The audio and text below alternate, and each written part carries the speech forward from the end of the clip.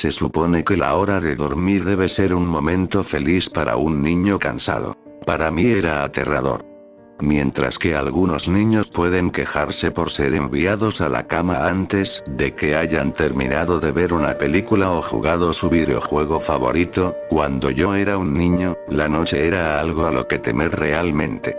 En algún lugar de mi mente lo sigue siendo. Como alguien que ha sido instruido en las ciencias, no puedo demostrar que lo que me pasó fue objetivamente real, pero puedo jurar que lo que experimenté fue terror genuino.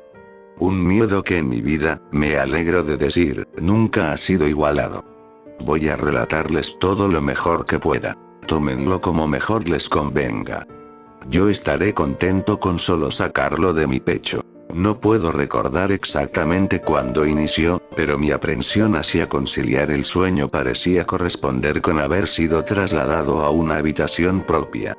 Tenía 8 años de edad entonces, y hasta ese momento había compartido una habitación con mi hermano mayor.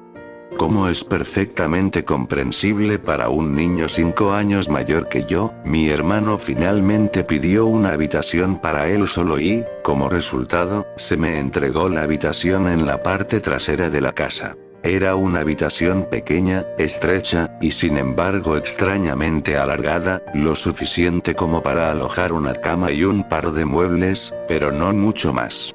Realmente no podía quejarme. Incluso a esa edad, comprendía que no teníamos una casa grande y no tenía ningún motivo válido para estar decepcionado, puesto que mi familia era tanto amorosa como protectora. Fue una infancia feliz, durante el día. Una ventana solitaria daba a nuestro jardín trasero, nada fuera de lo común, pero incluso durante el día la luz que se colaba en esa habitación parecía casi vacilante. Mientras que mi hermano recibió una nueva cama, a mí me dieron la litera que solíamos compartir. Aunque me sentía mal por tener que dormir a solas, estaba emocionado ante la idea de poder dormir en la cama de arriba, lo que me parecía mucho más audaz. Desde la primera noche recuerdo una extraña sensación de malestar abriéndose paso desde el fondo de mi mente. Me tumbé en la cama de arriba, observando mis figuras de acción y coches regados sobre la alfombra azul. En tanto batallas y aventuras imaginarias tenían lugar entre los juguetes del piso, no podía evitar sentir que mis ojos estaban siendo lentamente arrastrados hacia la litera de abajo, como si algo se moviera en el rabillo del ojo.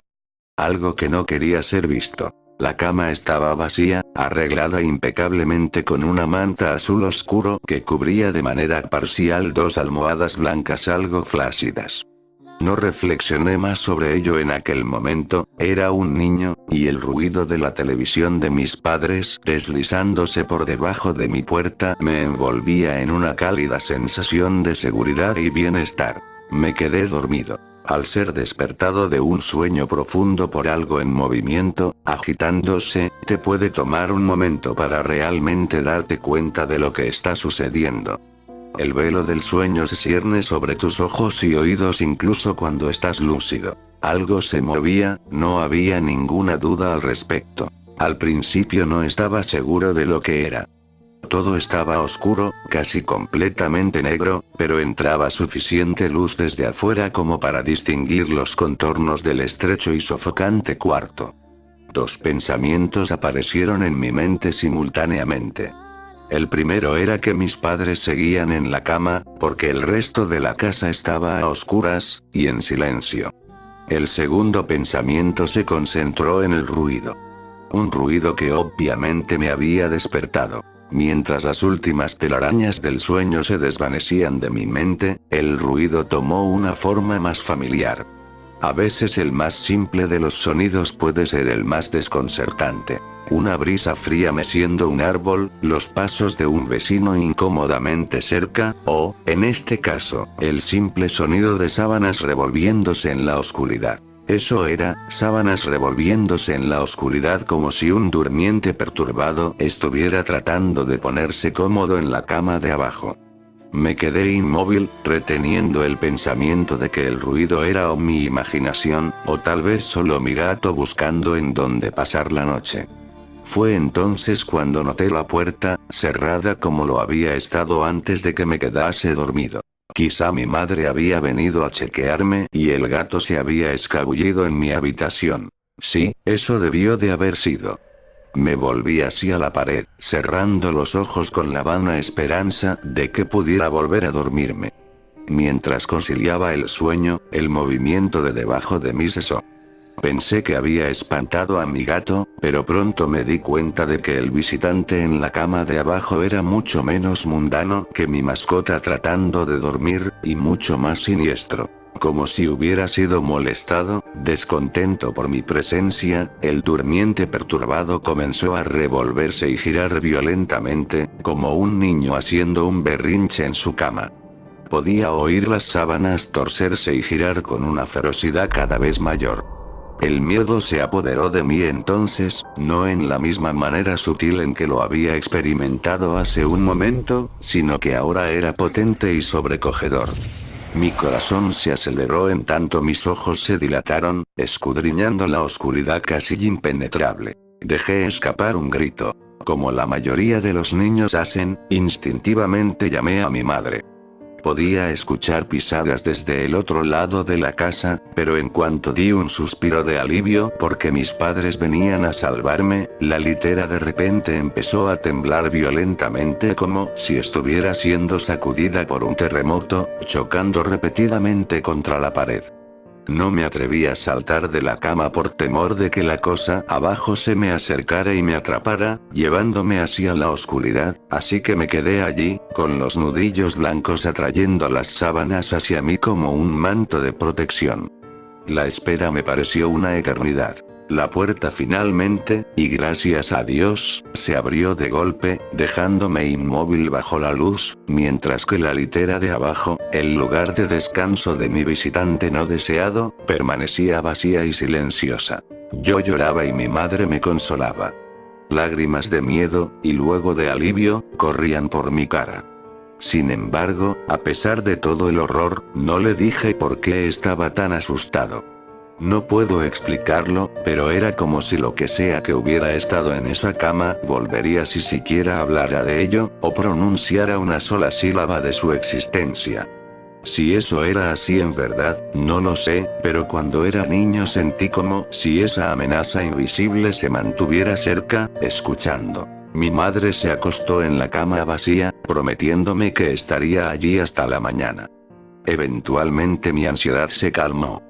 El cansancio me obligó a dormir de nuevo, pero permanecí inquieto, despertando continuamente al sonido de sábanas revolviéndose. Recuerdo que al día siguiente quería ir a cualquier parte, estar en cualquier parte, excepto en aquella habitación estrecha y sofocante. Era sábado y pasé jugando afuera muy contento con mis amigos. Aunque nuestra casa no era grande, tuvimos la suerte de tener un extenso jardín en la parte posterior. Jugábamos allí a menudo, pues gran parte se había dejado crecer y podíamos ocultarnos en los arbustos, escalar el enorme árbol de sicomoro que sobresalía por encima de todo, y fácilmente imaginar que estábamos en una aventura fantástica, en alguna tierra exótica salvaje. Aunque todo era muy divertido. Ocasionalmente dirigía mi mirada a esa pequeña ventana. Ordinaria, delgada, inocua. En el exterior, el exuberante entorno verde de nuestro jardín acompañado de las caras sonrientes de mis amigos no pudo extinguir la sensación que recorría mi espina dorsal. La sensación de que había algo en esa habitación observándome jugar, esperando la noche cuando estuviera solo, entusiasmadamente lleno de odio. Puede sonarles extraño, pero cuando mis padres me dejaron solo de nuevo en esa habitación por la noche, no dije nada. No protesté, ni siquiera inventé una excusa de por qué no podía dormir allí. Simplemente entré en la habitación disgustado, subí los pocos escalones hacia la cama de arriba y luego esperé. Ahora que soy adulto estoy contando a todos acerca de mi experiencia, pero incluso a esa edad me sentía casi tonto por hablar de algo para lo que en realidad no tenía evidencias. Estaría mintiendo, sin embargo, si digo que esa fue la razón principal. Todavía sentía que esa cosa se enfurecería con que siquiera hablara de ello. Es curioso cómo ciertas palabras pueden permanecer ocultas de tu mente, sin importar cuán flagrantes o evidentes sean.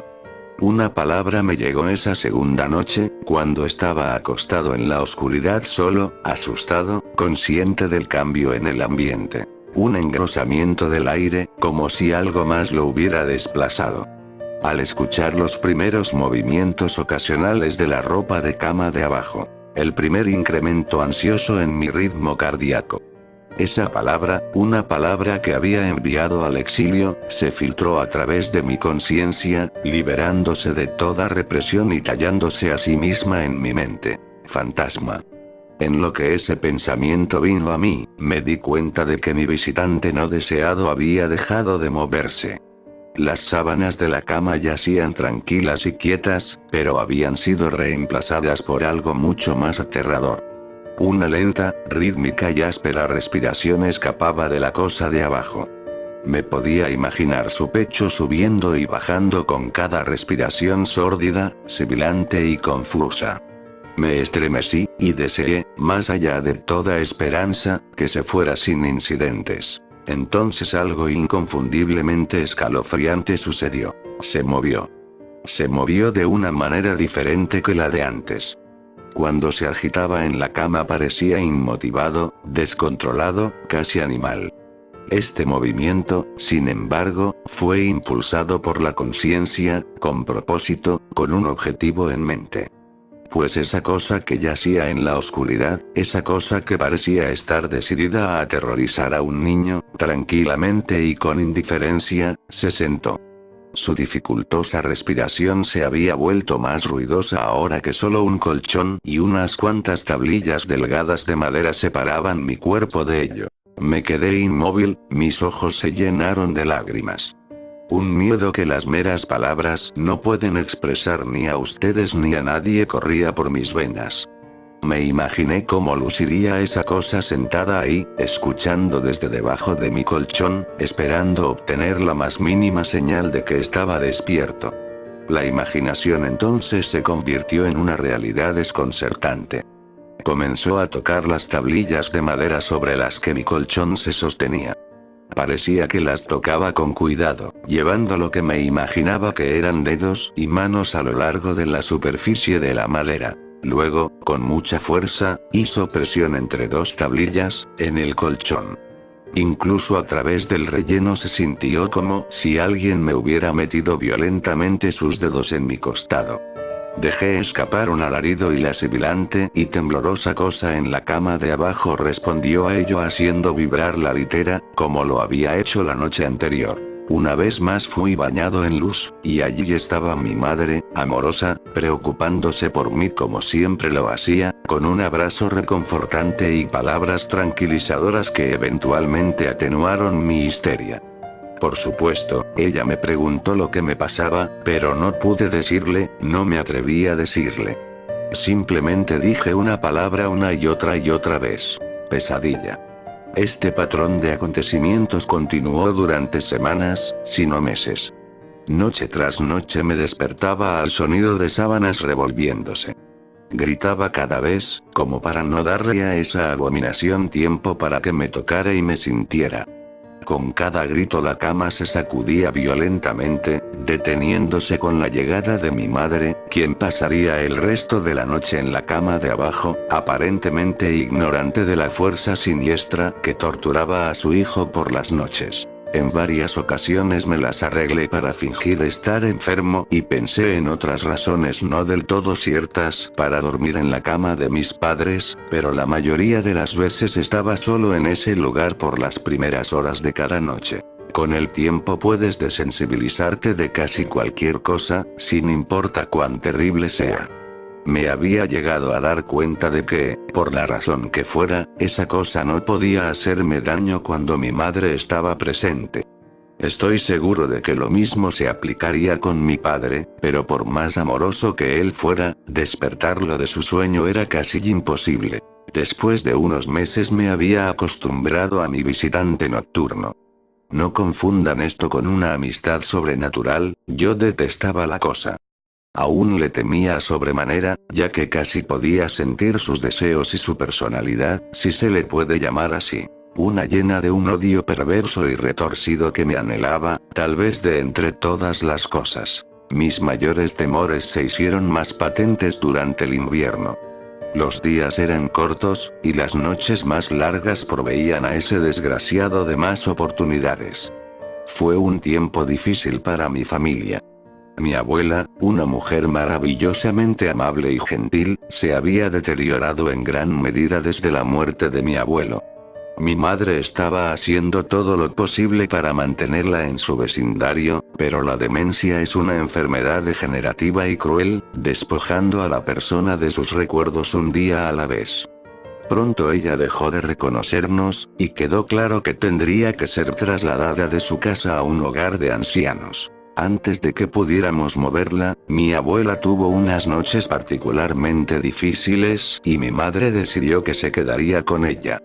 Por mucho que amaba a mi abuela y no sentía más que angustia por su enfermedad, hasta el día de hoy me siento culpable de que mis primeros pensamientos no fueran sobre ella, sino de lo que mi visitante nocturno me podría hacer en caso de que se percatara de la ausencia de mi madre, pues su presencia era lo único de lo que estaba seguro que me protegía de todo el horror que esa cosa podría llegar a hacerme sentir. Me apuré a mi casa después de la escuela ese día, y de inmediato quité las sábanas y el colchón de la cama de abajo, colocando sobre las tablillas un viejo escritorio, una cajonera y algunas sillas.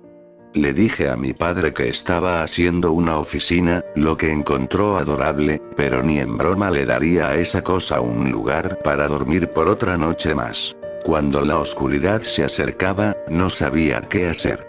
Mi único impulso fue el de recoger del joyero de mi mamá un crucifijo pequeño que había visto allí antes. Aunque mi familia no era muy religiosa, a esa edad yo todavía creía en Dios y tenía la esperanza de que de alguna manera eso me protegería. A pesar de mi miedo y ansiedad, mientras apretaba el crucifijo debajo de mi almohada con una mano, el sueño eventualmente llegó. Esperé despertarme por la mañana sin mayor incidencia. Desafortunadamente, esa noche fue la más terrorífica de todas. Me desperté de forma gradual. La habitación estaba una vez más a oscuras. En lo que mis ojos se acostumbraban empecé a distinguir poco a poco la ventana y la puerta, las paredes, algunos juguetes en un estante, incluso hasta el día de hoy me estremezco al pensar en ello, pues no había ningún ruido. Ninguna agitación de las sábanas.